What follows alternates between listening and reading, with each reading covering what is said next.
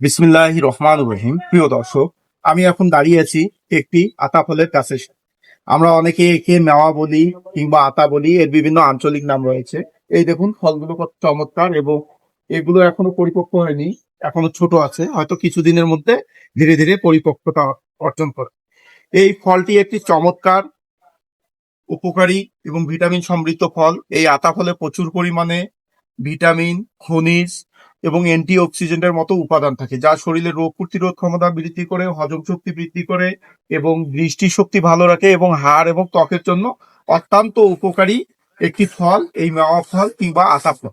আতা ফল একটি আর্থিক ফসলও বটে। এই ফলগুলোর বাজারে প্রচুর চাহিদা এবং দাম অনেক।